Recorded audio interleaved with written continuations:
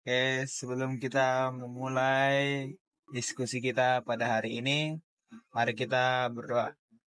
Allah Bapa yang bertata dalam kerajaan surga tinggi, puji dan syukur kami ucapkan kepada Mu ya Bapa, karena Kau masih memberi kami nafas kehidupan dan kesehatan hingga kami bisa dapat berkumpul di tempat ini. Di sini kami akan mendiskusikan, berikanlah apa yang kami diskusikan ini bermanfaat untuk kehidupan kami ke depannya. Berikanlah semua pelajaran yang kami pelajari saat ini berguna untuk kami di masa depan. Banyak dosa yang telah kami hapuskan, sengaja maupun tidak sengaja hapus kalau itu Bapak, supaya tidak terhalang kasih karunia yang kau berikan kepada kami. Ini doa anakmu, dari Yesus Kristus, juru selamat kami. Haleluya, amin. Oke, Oke, kita akan mulai diskusi kita. Dimulai dari Enjoy ya. Enjoy dulu. Oke. Jadi, aku mau ngejelasin tentang Basuki Cahayapurnama atau yang bisa dipanggilnya Ahok. Itu kan mantan dari Bupati Belitung Timur yang lahir di Belitung Timur pada tanggal 29 Juni 1966. Nah, itu politikus Indonesia yang dikenal dari kepemimpinannya tegas dan transparan, juga anti korupsi, yang menjadi perwakilan dari minoritas Tionghoa beragama Kristen. Pemimpinannya juga kayak banyak banget gebrakannya, kayak misalkan melawan anti korupsi yang ada di Indonesia, dan juga memuat banyak hal politis di Indonesia kan. Terus juga dia sempat dapat kasus ke penjara karena sebagai minoritas itu dia kayak penistaan gitu kan. Nah, aku juga milih sebagai si Ahok ini karena itu kayak punya sifat yang berani, jujur, tidak suka korupsi, sama bisa mewakili kita sebagai minoritas Kristen di Indonesia ini. Apalagi yang suka kena diskriminasi kan kita ini kan, minoritas ini. Terus karena Ahok ini juga punya kontribusi yang membuat transparansi efisiensi pakai sistem e-budgeting. Juga dia juga nata ulang sebuah ruang publik terpadu buat ramah anak. Dia juga bisa sebagai inspirasi buat kita jaga integritas dan keberanian kita terhadap tekanan dari eksternal kepada kita. Juga dia itu bisa menjadi sebagai ikon kita buat mengandalkan Tuhan dalam segala hal di dalam diri hidup kita, kayak hujan-hujan besar, juga diskriminasi, dan juga kita buat gak takut kemanapun kita berada. Kayak gitu sih kalau dari aku. Kalian ada yang mau tanya nggak soal tentang Ahok ini? Iya, pejabat sampai berapa tahun? Itu pejabat satu periode. Seingatku ya. Kenapa kamu mau milih apa tersebut? Iya, karena tadi kan dia itu sebagai mewakili kita sebagai minoritas, dia juga dia berani gitu loh, kayak anti korupsi, juga dia tegas dalam segala hal yang dilakukan. Jadi itu tokoh-tokoh yang menginspirasi kita. Iya, dia menginspirasi kita. Juga ada yang mau lanjut lagi atau? Terus dengan kasus yang pernah dialami Ahok, gimana pendapatnya? Dengan kasus yang pernah dialami Ahok, Kayak di pencemaran nama gitu. baik agama. Nah, yang itu kan yang kasus tentang penistaan agama. Dia kan memang pernah sebagai itu kan, sampai kena penjara juga karena kasus itu kan. Sebenarnya tuh menurutku ya itu kan gak termasuk dalam hal yang bisa diteladan dari kita, oleh kita ya sebagai mahasiswa zaman sekarang. Juga ya itu kan meskipun bikin terguncangnya itu, tapi kita nggak bisa buat jadi itu sebagai pelajaran kepada kita. Kayak gitu. Ada yang mau ngajarin tentang kayak tokoh lain? Apa salah satu kegiatan yang dilakukannya? Gitu kenapa? Belam. Itu kayak dia tuh kan ngomong-ngomong di publik kayak kenapa, kayak dia tuh kayak ngomong dia tuh belum ngomong oke gitu. Lanjut, sekarang ganti tokoh. Siapa? Mandi. Oke, boleh. Oke, jadi kalau tokoh yang kamu itu mungkin jarang kalian kenal mungkin. Betul. Itu namanya Bungaran Saragi. Ini orang itu satu kota dia sama lu, orang Siantar. Jadi Bapak Bung Karno Saragini itu dia pernah menjabat sebagai Menteri Pertanian Indonesia ke-24. Itu masa jabatannya itu pada 23 Agustus 2000 sampai 20 Oktober 2004. Nah, Bapak ini tuh lahir dia 17 April 1945. Itu di Santar, di Kota Kebanggaan ya kan. Jadi Bapak ini tuh eh, menjadi menteri itu pada saat kabinet gotong royong. Dia lulus S1 pada 1971. Terus karir Bapak ini tuh cukup mentereng lah, kayak pernah menjadi ketua pembina Farm Oil Agribisnis, pernah jadi presiden komisaris, ketua dewan redaksi majalah. Nah, dan kontribusinya ini juga luar biasa menurutku, karena kontribusinya itu Prof. Bung Karno ini dikenal sebagai pelopor paradigma agribisnis di Indonesia, yang menekankan itu pentingnya integrasi antara produksi, pengolahan dan pemasaran dalam sektor pertanian. Juga banyak itu karya tulisnya di banyak buku seperti Suara Hati dari Bogor dan kumpulan Suara Hati dari Bogor, itu membangun sistem agribisnis. Dan juga penghargaannya itu nggak kalah juga, banyak juga penghargaan dari prof kita yang satu ini. Itu kayak dia itu mendapatkan julukan Bapak Agribisnis Indonesia. Terus alasan kamu pilih dia kenapa? Karena ini, karena Bapak ini itu kritis terhadap isu politik. Dia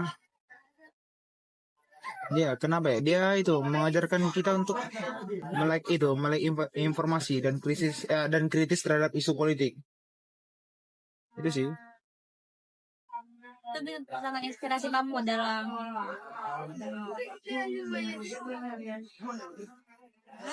Mungkin ada lagi dari kawan-kawan gue yang lain. Berarti Bapak ini dia sampai sekarang masih menjabat nih? Masih menjabat dia sampai sekarang? Ya, Atau enggak lah bos. Oh, Dia itu menjabat sampai tahun 2004 aja. oh berarti yang udah lama. Udah lumayan lama lah. Dari itu 23 Agustus 2000 sampai 20 Oktober 2004. Itu waktu masa masih itu Presiden Ibu Megawati. Oh. Ada lagi? Kan dia punya banyak apa yang segi plusnya. Nah, segi minusnya itu apa? Untuk minusnya Presentasi. mungkin minusnya itu Karena ya. kita juga pengen tahu sifat apa dia kan.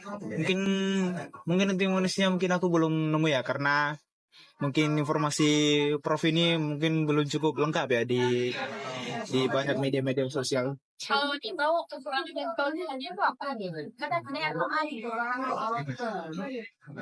Gimana ya? Mungkin oh gitu yang di mungkin next time bisa lah kita. Masih kurang itu, masih banyak kurang informasi tentang Bapak ini. Jadi kamu memilih dia karena dia itu mungkin apa gitu kayak kadang gitu. Iya. banyak orang Ya, apalagi kan satu kota gitu, sama-sama anak siantar lagi gitu. kayak dia orang Batak kan sih? Nah, ini kan saya lagi. Bangga nggak sih ke dalam Bangga. Dia bangga banget. Apalagi kan tanah kelahiran itu. Apa sifat-sifat dia yang kamu contoh? Sifat-sifat yang buruk, yang baik. yang buruk juga dong, ada dong. Ya, bisa dari kota itu. Mungkin itu ya, karena dia teladan, disiplin, mau mengambil risiko. Mungkin ada lagi atau mungkin teman-teman yang lain mungkin? Siapa lagi? Ayo. Naomi lanjutin. Naomi. Orang gini kan? Bisa ada terakhir. Enak. Oke, aku akan dari aku itu tokohnya yaitu Johannes Haimina. Nah, itu dia adalah seorang dokter politis dan pahlawan nasional Indonesia. Nah, dia menjabat paling lama itu selama pemerintahan Presiden Soekarno dengan total masa jabatan itu hampir 20 tahun. 20 tahun. Lama Iya, juga ya, 20 tahun ya? iya, Itu Wah, 10 kali 2. aduh, saya juga nggak tahu ini. Dia itu berasal dari Ambon atau Maluku. Nah gitu juga kita seagama juga, dari sebuah keluarga Kristen dengan orang tua yang berprofesi sebagai guru. Nah pada usia dini ia pindah ke Cimahi tahun 1914 dan tak lama kemudian Batavia itu melanjutkan sekolahnya. Ia turut serta dalam penggerakan kabinet nasional. Dan juga selama Revolusi Nasional Indonesia, beliau memulai karirnya dalam pemerintahan sebagai wakil Menteri Kesehatan. Nah, aku juga kagum nih sama dia nih. Walaupun dia menjabat sebagai ini, menjabat sebagai 20 tahun, dia juga banyak membantu masyarakat lain yang ada di desa. Itu katanya gratis ya, nggak bayar. Gratis ya. Iya. Gratis ya. Nah juga beliau ini memprioritaskan apa namanya, kalau bisa dibilang kalau ada orang sakit kayak BPJS, tau gak sih, gratis. Ya Juga perlu bayar. Nah itu diperpanjang juga, iya. Nah makanya kayak orang-orang pada kayak excited sama dia, kayak bangga gitu, tau gak sih, bangga sama dia. Ada 20 tahun gitu ya. Betul. Nah makanya aku memilih dia karena kayak sifatnya juga, terus sama menginspirasi banyak anak muda lah gitu. Pasti sih. Inspirasi banget. Kalau dari teman-teman gimana? Jadi langsung kayak gitu ya. Iya, alasan aku gitu. Bagus ya. Aku mau nanya sih, sebelum dia menjadi tokoh besar tuh kan dia punya latar tuh. Punya latar belakangnya gimana? Nah itu gimana latar belakang? Nah, Karena kan aku juga pengen tahu kan bagaimana tokoh kamu itu. Awalnya gimana? awalnya tuh kayak dia menjabat sebagai dokter politis. Iya, itu, dan juga dia menjabat juga, dan juga dia sebagai pahlawan nasional Indonesia. Berarti masuk politik juga dia. Iya, betul. Nah, itu kan ia kan tercatat sebagai menteri yang menjabat paling lama, itu 20 tahun. Nah, kayak ini gak sih, kayak udah sebagai dokter politis, terus itu jadi sebagai pahlawan. Kayak bangga gak sih? Sebagai tokoh apa sih, tokoh-tokoh yang paling teladan sih itu. Iya, bangga gak sih? Kayak makanya aku memilih ini, kayak menginspirasi banyak gitu. Dari dengar ceritanya itu udah pantas banget sih. Iya. Nah, gimana kalau teman-teman yang Dari lain? mana kamu tahu tokoh Johannes itu? Aku tahu dari ini, dari Wikipedia. Oh, Wikipedia, berarti Iya. kamu search dulu sebelumnya. Iya. Oke, Bagus sih. Mantap sih, aku dengarnya udah kagum. iya kan dia, aku bagus kayak lagi aktif itu. Iya. Oh ya kan, sekarang dia tuh tokoh kawan baru. Nah, kalau gimana? Baru pertama dengar soalnya. Oh iya. Iya sama. Semoga dari sana. beliau menginspirasi banyak anak muda ya. Menginspirasi banget. Gimana kalau? Lanjut sih kamu tuh pas saat kamu presentasi di kelas, kamu sih harus bawa nama dia. Oh iya ya. Iya harus ya harus. Ditungguin ya namanya. Itu sih punya Amin. CD di kelas. Iya, nanti aku coba. kan? Iya, nanti aku coba. Oke. Udah cukup? Apa gimana? Cukup Mau nambahin lagi? cukup banget. Mau nanya ke teman? Mantap sih. Udah mantap Udah banget. keren banget namanya. Oke. banget. Giliran beliau. Tapi Tapi Calvin. nah, ya. Nah, Jadi aku itu mau menjelaskan tentang seorang politikus di Indonesia yang bernama itu Luhut Binsar Panjaitan. oh Pak Luhut. Iya, Pak Luhut, Opung Luhut. Aku kayaknya kenal banget sih sama beliaunya. Aduh. Pasti kalian semua udah gak asing sama Gak asing Opung Luhut. banget sama Opung Luhut kita ini. Jadi sebenarnya yang muncul-muncul di apa kan di medsos, muncul-muncul TikTok. Kemarin itu. Kemarin itu. Oh ya kemarin gitu. Iya. Iya. Tahu. Jadi Luhut Binsar Panjaitan itu tokoh senior lah di Indonesia, tokoh politik senior. Dia itu latar belakangnya itu sebenarnya seorang tentara TNI, dia Akademi Militer Indonesia. Jadi dia awalnya itu menjabat sebagai TNI awalnya. Dia sudah banyak menjabat di TNI, banyak jabatannya. Terus setelah itu dia pensiun, barulah masuk dia ke dunia politik. Kenapa tuh Kak kalau dia masuk ke dunia politik? Mungkin- Apa alasan? Mungkin pada saat itu dia berpikir kalau dia itu bisa membangun Indonesia ini dengan cara berpikir dia bisa membangun Dengan Indonesia cara ini. yang adil ya Kak? Iya, dia juga dalam bidang politik itu banyak berkontribusi. Salah satunya itu di bidang ekonomi sama bisnis. Jadi Berarti dia ini dong pengusaha. bukan, Bukan ya? dia ada juga dia bisnisnya. Sabar. Sebelum Oke. sabar, Bos. Kasih waktu di bidang ekonomi dan bisnis itu peran yang cukup besar dalam membangun ekonomi di Indonesia. Dia ada itu bisnisnya yang didirikannya namanya itu Toba Sejahtera Group. Toba Sejahtera Group. Kelihatan kali orang Bataknya memang. Iya, kelihatan banget ya. Itu bergerak di bidang energi, pertambangan dan perkebunan. Mantep, Bu.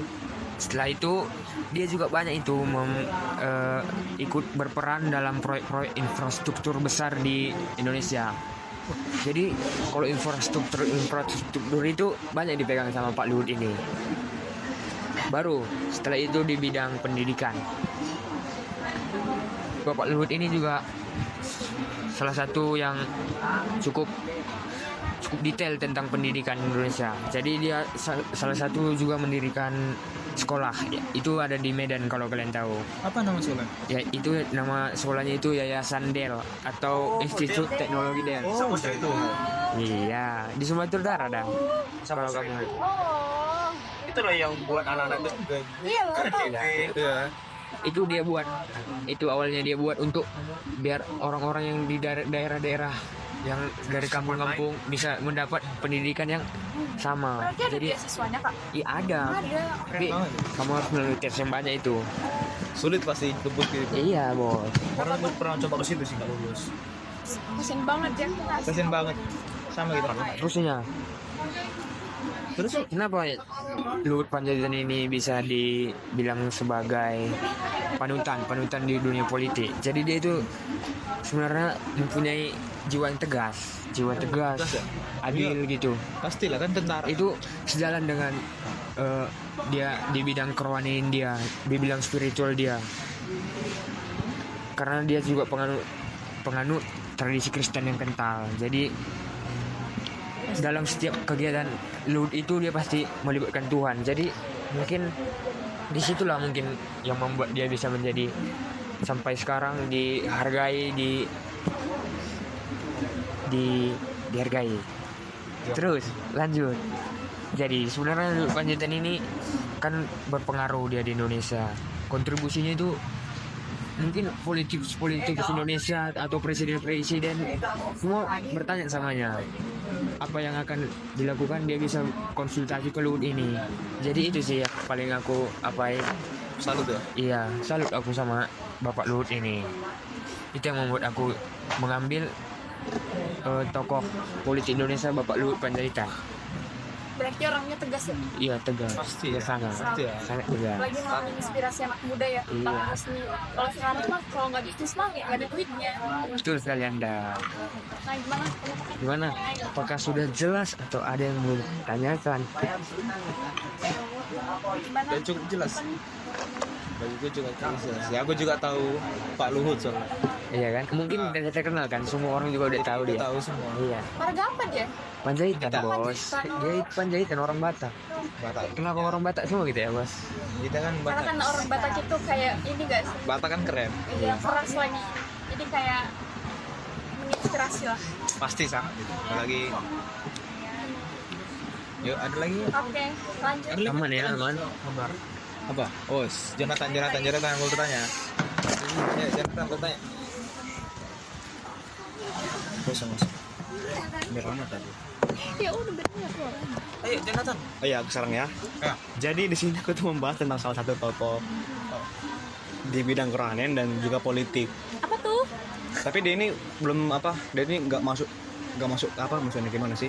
Nggak berkontribusi besar ke bidang politik dan pemerintahan. Dia itu besarnya ke bidang kerohanian. Jadi namanya itu adalah Pendeta Insinyur Weliar Kauntu. Nah, jadi di sini aku akan membahas tentang peran dia di bidang rohani dan bidang politik. Oke. Kalau kita masuk ke intinya, kita bahas dulu latar belakangnya gimana. Jadi pendeta itu adalah seorang rohaniawan, pemimpin pujian, dan juga penulis lagu rohani serta produser album rekaman rohani asal Indonesia. Jadi dia ini juga memimpin salah satu gereja di Indonesia yang bernama Gereja Betel Indonesia. Karismatik lah dibilang, gereja karismatik. Oh, GBI ya. Iya, GBI. Nah, sebelum menjadi pemimpin di GBI, si Weller ini mengawali karirnya sebagai pemimpin pujian untuk acara ibadah raya seperti pada dekade tahun 90-an. Nah, jadi si Weller ini menjadi gembala di GBI setelah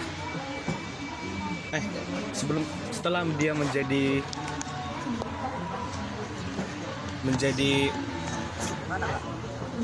pendeta, dia menjadi pemimpin di GBI, dan dia itu dikenal luas melalui karya-karyanya di gereja Betel di GBI dan kontribusi dalam dunia musik rohani. Dia ini juga penulis lagu. Jadi banyak lagu-lagunya seperti Tuhan Yesus baik, itu lagu-lagu dia. Haleluya. Terus Worship with Wilaya Kantu itu juga dia nulis. Nah, dan yang paling famous lagunya itu adalah lagu itu Tuhan Yesus baik, itu tahu semua pasti orang. Tahu kan? Tahu. Dari kelamin itu udah tahu banget. Apa refnya coba? Nanti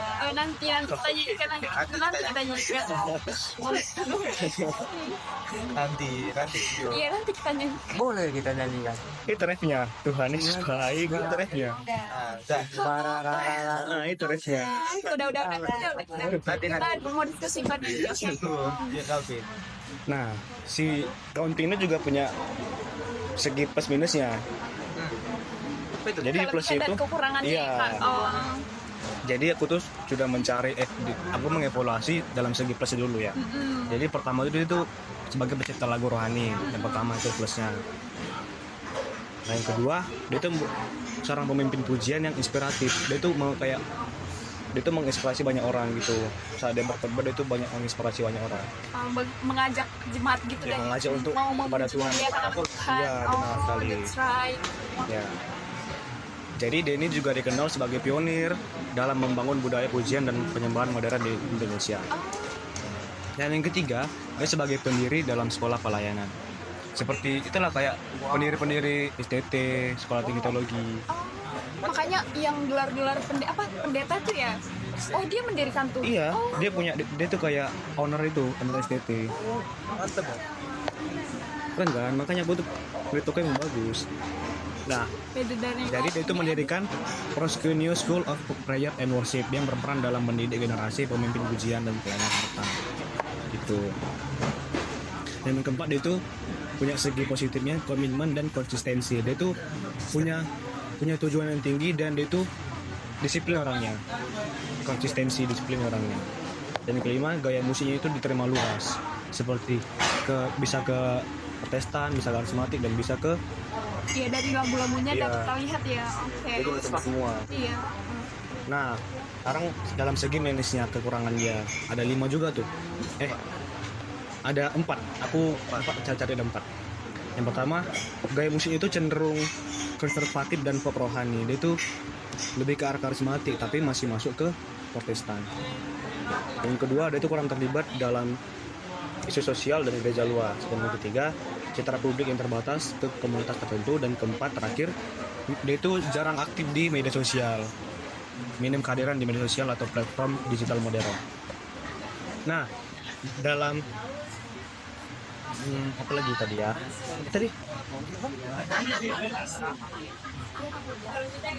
Alasan kakak memilih ini apa? Alasan saya? kamu memilih ini? Iya. Apa Jadi sih alasan yang aku tuh inspirasi gitu? Nah, pertama-tama aku tuh dapat tokonya dari Wikipedia juga kayak kamu kan, dari iya. Kreasi Nabi.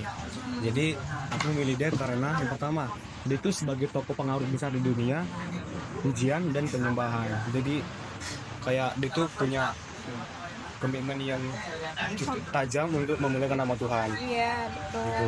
Sedangkan aku ini kan dari Tuhan tuh jauh lah, makanya kayak aku pengen mendekatkan diri ke Tuhan dengan cara melalui ajaran-ajaran dari Kauntul. Yang kedua, kamu jangan ketawa Nom. Terus yang kedua, Nanti deh, Dosa. nanti deh. dia itu memberi kehidupan yang memberi teladan dalam Kristenan sejati. Jadi Wheeler ini dikenal sebagai figur yang rendah hati, konsisten dan tidak kontroversial di tengah dunia yang kadang penuh sorotan. Jadi dia itu tidak terhasut oleh duniawi gitu. Jadi kayak contoh yang bagus lah. Dia itu walaupun dia sudah tua nih, dia itu relevan untuk kaum muda dan kaum masa kini. Jadi sama kita masuk, sama mereka juga masuk yang tua-tua gitu. Nah, dalam segi politiknya, dia ini juga tidak terlalu berkontribusi besar ke politik. Dia itu orangnya melek politik dan tidak apatis. Dan yang kedua,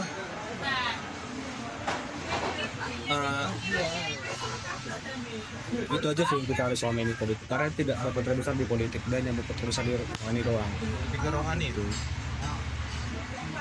Jadi kesimpulan dari yang ku cari ini, jadi si Kauntu ini adalah contoh nyata orang Kristen yang memakai talenta dari Tuhan untuk melayani dengan setia, seperti membangun gereja dan menginspirasi banyak orang untuk semakin dekat dengan Tuhan. Gitu. Juga ya? Ada lagi yang mau tanya? Iya. Ini dia, pikir rohani ya. Iya, dia lebih rohani. Tapi dia juga masuk ke politik. Dia juga. Kayak ada dua-duanya nggak sih? Lengkap ya. Kayak selain tadi imamat, Tapi selain Calvin menginspirasi, Jonathan juga. Berarti kita semua menginspirasi juga ya? ada Dari rasa. tokoh-tokoh Ya. dan lima. Ada nih. Aku tuh baru cari ini dalam segi politik dia. Banyak juga kok. Dia tuh yang ada 4 ini, ada 4 yang aku cari. Dia itu menginspirasi generasi muda untuk terlibat dalam misi sosial dan bangsa. Apa itu? Jadi itu melalui lagu-lagunya, pendeta Kaunti ini sering menekankan pentingnya menjadi terang dan garam dunia. Itu juga tertulis dalam Matius 5 ayat 13 sampai 16. Nah, ini juga menjadi dorongan moral dan spiritual bagi generasi muda untuk tidak hanya aktif di gereja. Ya seperti kata Bu Mur nih, harus aktif di bidang rohani, maupun itu di luar gereja maupun di dalam gereja. Tapi juga hadir dalam dunia kerja, politik, pemerintahan, dan pendidikan dengan membawa nilai Kristiani. Itu kata gua. Keren banget. Gitu. Ada lagi yang mau tanya? Sudah? Cocok Mira. Oke. Ini kita kesimpulan sebagai generasi muda. Kesimpulannya semuanya. Oh ya, kita ya kesimpulan buat kita semua. Mungkin kesimpulan dari kita ya, dari semua tokoh-tokoh yang kita pilih, ada banyak ya, dari 1, 2, 3, 4, 5, kayak semuanya kayak berkesan buat kita ya, kayak buat sadar gak sih, ya kan, ada yang satu pembisnis tapi juga dia membangun sekolah-sekolah untuk anak-anak yang susah, terus ada lagi yang ini dokter, terus dia ini membantu orang-orang miskin juga, yang berobat itu gratis lagi. Terus itu ada lagi yang politikus, ada juga yang TNI, banyak deh pokoknya, kayak Rohani. kita kagum nggak sih? Kagum lah. Pasti. Semoga yang kita cari ini bisa menginspirasi kita semua. Pasti bisa menginspirasi kita. Kayak ini memperbaiki diri kita sendiri. Kayak jangan kita hanya baca aja. Kayak kita harus menjadi contoh buat kita semua. Rohani juga. Walaupun nanti kita berpolitik, tetap kita ingat Tuhan ya. Iya, Ya betul. pastinya. Tentunya. mau sebanyak apapun kalian tetap ingat Tuhan. Oke? Berikut kita sebagai generasi muda itu memberikan dua saran ya. Kita tuh harus melek dari tokoh-tokoh tadi. Kita tuh harus yang pertama kita harus melek politik. Itu kita terbuka kepada politik agar kita dapat mengerti bagaimana lajur dari negara kita sendiri. Yang kedua, gunakan medsos dengan cerdas. Dan yang terakhir, aktif dalam pemilu dan organisasi. Oke. Oke, udah cukup. Penting, jangan lupa Tuhan. Oke, jangan lupa Tuhan ya. Benar. Jangan lupa beribadah. Sekarang Jangan lupa berdoa, baca Alkitab, jangan lupa ya. Ya, karena udah tinggi jabatan nggak boleh lupa Tuhan. iya Benar sekali. harus ingat Tuhan itu. Kayak lupakan sama kulitnya nggak sih? Oke, kita tutup. Boleh. Diskusi kita Betul. Oke, kita muliakan nama Tuhan. Tuhan, pada malam ini kami sudah melakukan diskusi Tuhan. Semoga Tuhan pada diskusi kali ini kami dapat mengerti dan menangkap apa yang teman-teman kami katakan, sehingga kami dapat menerapkan diskusi kami ke dalam dunia nyata untuk memuliakan nama-Mu dan terhadap dunia politik Tuhan. Dan juga Tuhan, sebentar lagi kami akan segera lanjutkan tugas kami yang lain Tuhan. Semoga Tuhan memberikan kami ketabahan dalam mengerjakan tugas-tugas yang diberikan oleh dosen-dosen kami Tuhan. Tuhan, dari doa-Mu Tuhan, kami berdoa dan mengucap syukur. Amin. Amin. Yeay.